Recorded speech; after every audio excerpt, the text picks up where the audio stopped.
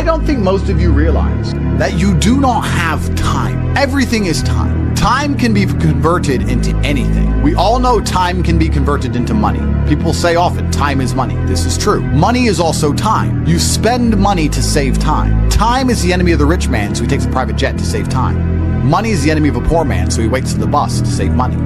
But they're the same thing, money and time. So when I say you don't have time, this is something you need to remember because it's extremely important and you can apply it to most things. You do not have time to have a headache. Do you understand? I'm not saying you don't have a headache. I'm not saying your head doesn't hurt. But you don't have time for it to affect your life. You do not have the waking hours. You are being outcompeted and crushed by people who are more powerful and more connected than you'll possibly ever be. By people who know things you do not know. You do not have time to have a headache. It's simply not acceptable. How do you perform when you have headaches is a stupid question. The fact you've even framed it in that way shows that you don't understand the world. I'll give you another example. You don't have time to argue with your woman. Your woman started an argument today or yesterday, whatever, and you've been texting back and forth. You don't have time. You have things to do.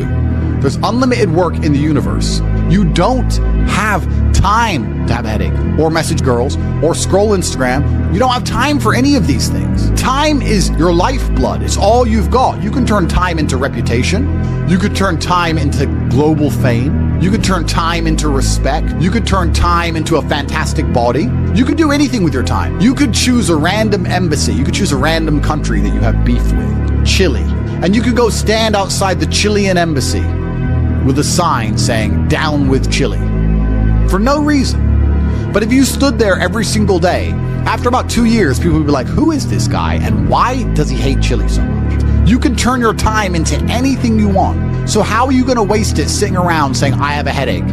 Boo boo, I have a headache. But the question is framed incorrectly. If I have a headache, I don't care. And one of the main reasons I don't care is because my enemy doesn't care. You know, when I got injured when I was training for fights, my coach would often say to me, is your enemy going to hit you less or show you mercy because of this injury?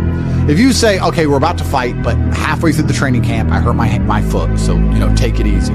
No, he's going to try and destroy me anyway. So if he doesn't care, why do I care? And why does my coach care? Nobody cares.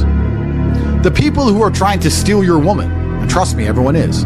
The people who are trying to take the money that you want to earn and put it in their pocket before you can. The people who want to have large and gorgeous feathers on their peacock to show the world all the amazing things they've done. They don't care that you have a headache. So why do you care? You need to reprogram your mind. You don't have time to have a headache. You don't have time to be doing the majority of things you do. And there's always been and always will be, and we could talk about that again. We were talking earlier about competence, right? Do you think a woman sees you as competent if you complain about having a headache? Let's say you have a headache. It's fine. You have a headache. I'm not disputing that. Maybe it really hurts. That's terrible. If you go, oh, I've got such a bad headache, do you think a woman looks at you and goes, yes, oh, I found the guy for me? She may not say anything. She may say, oh, do you want a pill? But really, deep down, this guy's a dickhead. I mean, if you got hit in the head with a hammer or shot in the face, fine. But why do you have a headache? From what? Scrolling TikTok. A lot of you deserve the failure you endure. The universe is very giving. I often believe, people say the world's not fair. I'd argue that karmic retributions, and in the long run, all in all, is pretty fair. Karmic retributions are real. In the end, God gives you exactly what you deserve. So if you're not happy with your life, you have to ask yourself, do you really deserve more? Have you really tried 100% of the time? Did you ignore that headache? Are you as competent as you could possibly be? Have you given 100% every time you've done anything? No. You deserve what you have. You deserve your mediocrity because you're an average person. You want a Lambo and these women and a boat and whatever else you want because you see it on Instagram. But wanting something and deserving something are very different things. If you truly deserved it, you'd be working for it in a way that ensures it would be given to you by the universe. Every single thing I've ever wanted, I have got. Maybe not instantly, maybe not easily. In fact, certainly not both. It was always difficult and it always took time. But I really wanted them, so I always got them. And I put in enough work to show God and show the universe I deserved them, so he gave them to me. I cannot remember a single time, and I state this as a matter of fact, this is not hyperbole, I cannot remember a single time I have ever decided not to do something that must be done because I had a headache. Ever. Ever. It is easier if you enjoy it, because you do not struggle with lack of motivation or lack of interest. For me to say you could honestly be world champion at something you hate is a lie. You can, however, be competent at things you don't like. You can be very good at something you don't like doing. To be the best in the world, you probably have to fall in love with it. But the way you do anything is the way you do everything. And you can fall in love with the idea of being good in general. So anything I do, I don't want to be bad at. I either don't do it or I try my very best all the time to become extremely good at it. I don't see the point in doing anything and being mediocre or being bad at it. What's the point? If I'm going to speak on podcasts, I want to be good at it. Anything I'm going to do, I want to be good at. Now, you should have enough respect for yourself that you're prepared to always put in the effort to give your best 100% because it is a habit. You should always give your best to anything you do. When you pick up a video game, you should give your best. When you drive a car, you should attempt to drive as efficiently as possible, using the brake as little as possible to not waste fuel, to make sure there's no close calls, no sudden braking. Most of you are just getting in your car and driving like a jackass from point A to point B, not trying to actually go, you know what, let me drive and pretend I have the queen in the back seat and I can't even brake suddenly. And I only have a fraction of fuel. How far can I go if I very smoothly, very calmly anticipate the traffic in advance, move my car in and out of the car so I barely have to brake, keep moving slowly and smoothly? Let me try and get good at this. The way you do anything is the way you do everything. And it is a habit to be good at things. There's nothing wrong with just being good at things. To be the best in the world, you have to love it. That's true. But you're not going to love the majority of things you do. That's not realistic. The world's not going to afford you a life where everything you do you're in love with. In fact, you're going to end up doing a whole bunch of things you don't want to do. And the life hack is, if you enjoy getting better at things, then you can be doing something you don't want to do better than you previously done it, and now you enjoy doing it because you were more competent and more capable at said task. You are now better at said task. Every single thing I approach with vigor because I like being good at things. And that's not because I'm arrogant. That's because I have enough respect for myself, and more importantly, I have enough respect for the people I love to know that I need to be good at things. When my children, or when my women, or my family, or my people who rely on me, my brothers, anybody comes to me expecting me to do something for them, I need to have enough respect for them to know that I'm good at what they ask me to do. And if I don't know what they want me to do, or I'm not particularly good at it, I'm at least good at learning. You can become good at learning so that you learn things faster. Good at concentrating. Good at taking a scenario seriously. These are all basic life skills that go along with bravery. That's going to put you in a competitive bracket amongst the masculine realm which exists today, because most people can't even focus. Most people can't even focus or try hard at anything. So to answer the question, can you become world champion without loving boxing? No, you can't become the best in the world. However, you can become very good at it because you can have enough discipline to ensure that you go to training, and you can make sure that you're the kind of person who, if you're going to go to training, you're going to try your best. Guys, you're going to go to training for an hour. Whether you try hard or don't try hard, you're going to spend an hour in the boxing gym. There is no reason to not try. That is a learned habit. And what you often find with people who need to be motivated into things, because they're not disciplined enough to do things and not disciplined enough to do things properly, they'll go and say, I went to boxing training, as if that's all that it's about. It's not about going to the training. It's about trying hard in the training. It's about giving it your all. It's about dedicating yourself. You're going to give an hour up anyway. There's no reason to not try. Most people go through their entire adult life without trying 100% hardly ever. Think about it. Even when you go to the gym, you don't try 100%. You try 60%, 70%. You don't try 100% at home. What do you try 100% with? Do you really try 100% with work? Are you really moving that mouse as quickly as you possibly can? No, you're not trying. So you have people who have gone through life and are going through life without even giving 100% of what they've got ever. And it's interesting because we're entering the most competitive period of human history. So you need to get very good at everything you do, all of the time. You'll learn a lot of lessons about psychology in the boxing room. Now, they're not related, technically. One's exercise, one's the psychology of people. But you'll learn in the fight ring, you'll learn that you're not tired when you're winning. You're tired when you're losing. That once you start to win, you get to find unlimited energy from the universe from somewhere, and you just continue to push forward, no matter how hard it is. Winning is easy. It's trying to turn it around when you're losing that is difficult. You take this lesson from boxing and you apply it to everything else in life. You apply it to money and say, once I start to make money, I know I will have endless motivation to keep making money. It's just hard to make money in the first place. It's hard to get over that hurdle, but once I get going, it's easy. It's a positive reinforcement loop. It's a spiral upwards into infinity. It's a tornado that takes you to the promised land. So to have that unique psychological conclusion, that unique psychological input, you had to become good at boxing. So it's very important that you're good at everything you do, all of the time. Don't do it if you're not going to try. But you don't want people to learn bad habits. But it's a bad habit to coast. It's a bad habit to spend time and waste it. It's a bad habit to go, I tried, I went, I didn't give it my all, but at least I went. You see this kind of cope online all the time. Yeah, at least I went. It's going that matters. That's not true. It's trying that matters. So you see this kind of cope. Yeah, well, I didn't feel like going to the gym, but I went and just had a light session. Why? You went anyway, so why did you have a light session? If you're gonna go, do it. If you're gonna do it right. There's no point in half doing anything. You may as well have not done it at all. So this idea you can coast through things, this idea you can lazily try or pretend to try or just showing up counts, I dispute all of that absolutely.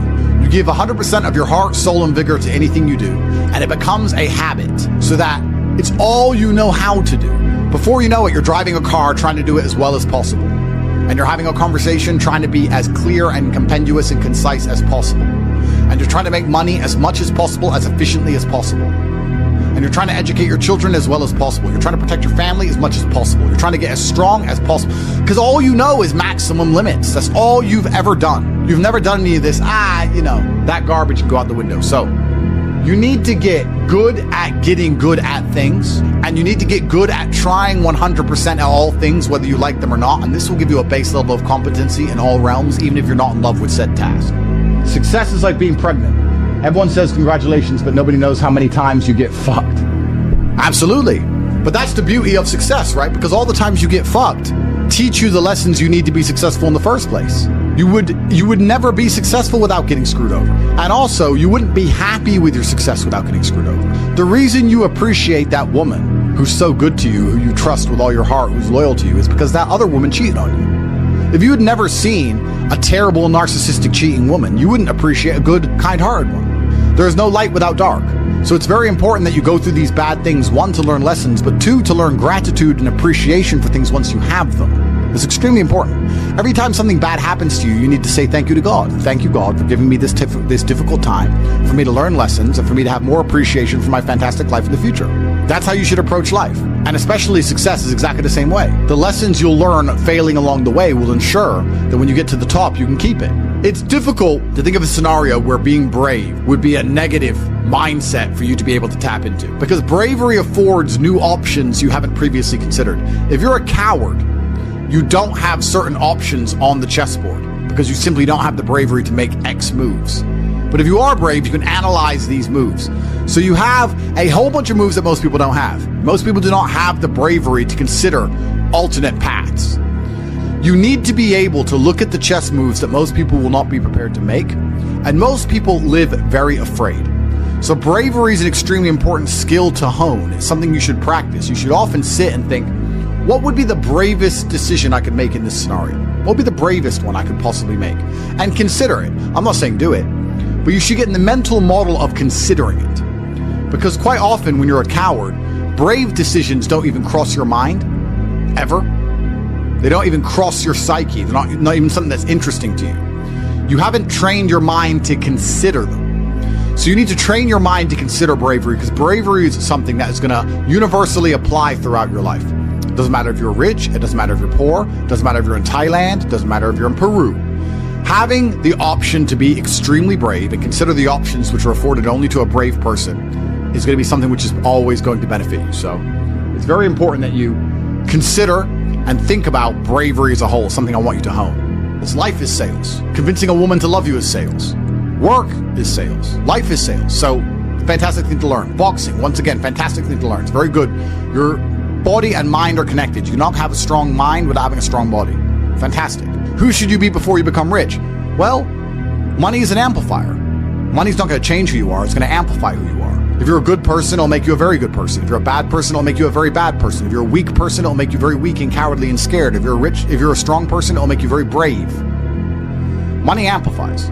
So you actually kind of have to hope that you don't get rich too early before you've struggled enough, because men are built on the back of struggle. You have to go through pain and terrible things as a man and struggle constantly to be a good man. No man who has not struggled is a good man or good at being a man. But don't worry, I think God has a plan for you. You should be trying your absolute best to get rich all of the time. You should be struggling and working as hard as possible. And all of those lessons that will come with all the suffering and the difficulty will be amplified by the time you're a multimillionaire and you'll become the best version of yourself. That's how you become a top G. Wake up every day and be prepared to give 100% focus to all of the things you do. That's all you have to worry about. It's kind of like, if you worry about the work, the results come. The results are easy. Guys, money is easy. Money is easy. Women are easy. The life you want is easy. All you have to do is fall in love with the work. If you fall in love with the work, fall in love with being good at doing your work, getting it done, never missing a day, because the easiest way to make sure you never miss a lucky day is to try every single day. Lucky days exist, and you're never going to know if you have a lucky day or not unless you try every single day. Then you're never going to miss any lucky days, and you're going to pull it off, and you're going to realize it wasn't actually that difficult. All it took was consistency and constant effort, never being lazy and doing everything I'm supposed to do properly. When you tolerate something, you're admitting you deserve it. You're going to get exactly what you deserve in life, from women, from masculine friendship, financially, respect on the street, luck. You get the luck you deserve. If you try your very best in all things and you pray and you're really thankful to God and you say thank you all the time, you start to become very lucky. Lucky things start to happen. You get the luck you deserve when you try. It's truly remarkable.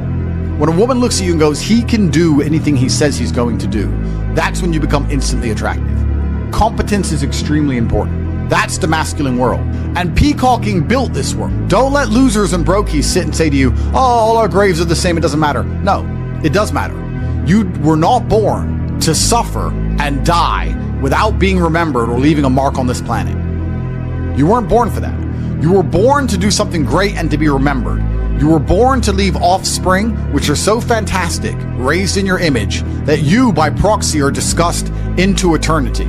Your bloodline becomes synonymous with competence and capability.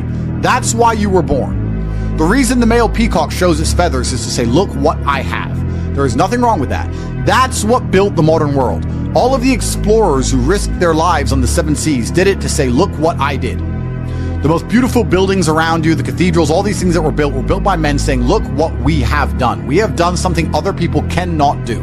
Flexing, in and of itself, is not a stupid idea. It's actually a biological norm amongst men. Don't be confused. You don't want to flex asininities. You want to flex capabilities. You want to flex competence. You want to flex, look what I can do, which others cannot do. And respect often lies on the other side of fear. If there's a decision that everybody's afraid to do, but you do it, that is what's going to get you respected by your peers. But masculine brotherhood has been the basis of keeping you accountable. It's very easy for you to become the best version of yourself if all the men around you are pushing you all of the time. And they're ensuring that they are being their best selves, which is constantly pushing and striving towards successes. This is what you're supposed to do. You always have. This is why even boxers, although they fight alone, they train as part of a camp with other boxers. You're always pushing yourself all of the time. That's the primary objective of masculinity, is to leave your mark on the world. And it's easiest to do that if you have brothers behind you who are pushing you to be your best self. I don't know how to keep that fire going. What should I do?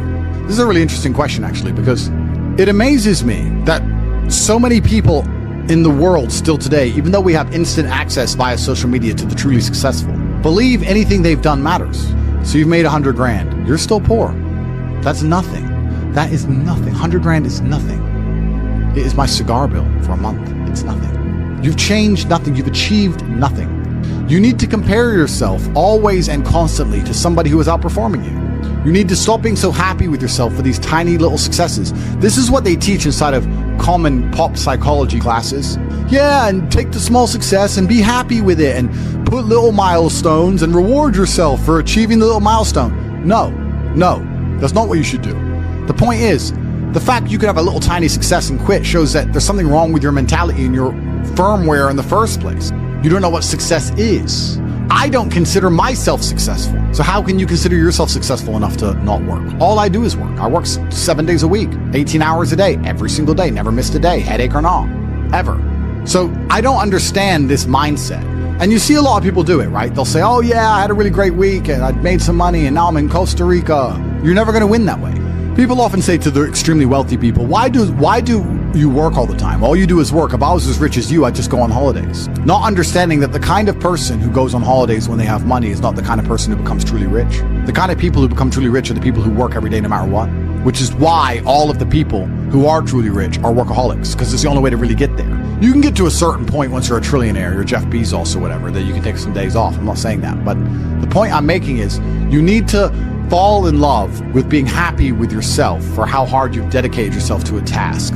That needs to be more satisfying to you than relaxing. Relaxing is probably the most boring thing you can possibly say for me to do. You say, Andrew, do you want to go relax? I say, what do? Stare at a wall? That sounds terrible. Nothing is worse than relaxing. I don't want to relax. I want to work. That's all I want to do is work. Because if I work and I achieve things, I feel good inside. I got something done. I feel good. I feel happy. If I just relax, nothing's been achieved, so I don't see the point of it. It doesn't even relax me. In fact, it makes me very anxious. So then I feel more stressed than if I was just doing the work in the first place, which is why relaxing is impossible for me. And he said, well, it sounds like you have an anxiety disorder. If it's a disorder that allows me to constantly work all of the time and never be happy unless all of my work is complete, thank God I have it, because if I didn't have this disorder, I'd be a normal jackass like you. Guys, time is running out for a chance to win. It truly is. You guys are truly running out of time. It's very important that you get your act together quickly. So if you want to call it anxiety disorder, then get one. Don't be talking about headaches. Don't be talking about working. Don't be arguing with women. You have things to do, right? It doesn't matter if you have a headache or not. You must work. Anxiety sounds like free energy. Could give me more. Absolutely. Anxiety is exactly that. It's free energy. Nervousness is free energy. The inability to rest or relax or sleep is free energy. You just have to have the discipline to direct it in the correct directions. You need to sit at home and feel this fire inside of you because you do not have all of the money you want, all of the respect you want, and your name has not been echoed into eternity. You're not etched into the halls of history. You need to take all of that fire inside of you and all of that anger and direct it at one task. And you need to try your absolute best to ensure you succeed in that task. It's down to you. I can't drag you across the finish line. I can only show you where the race is and try and hype you up before you run. I can take you to the start line. I can tell you you can do it. I can tell you how fantastic it is when the race is over. I can tell you it is worth it, but you have to be the one to run the race. I can't carry you. If you're going to ask me stupid questions about headaches, you're never going to make it. There's going to be a huge contingent of the populace that never make it. But when you do, it is worth it because you're remembered. And that's the whole point of being alive as a man in the first place, is to go down in history. It's not to go through life comfortably. It's not to go through life without struggle, without pain. The point of being a man in the first place is so that you suffer enough for people to remember you, to die for something, to live for something. That's the whole point in all of this. There's nothing else to do and make your name synonymous with something fantastic which has affected humanity and culture. That's all it's about. And it's very difficult to do that if you're insignificant and broke and lazy and stupid with a fucking headache.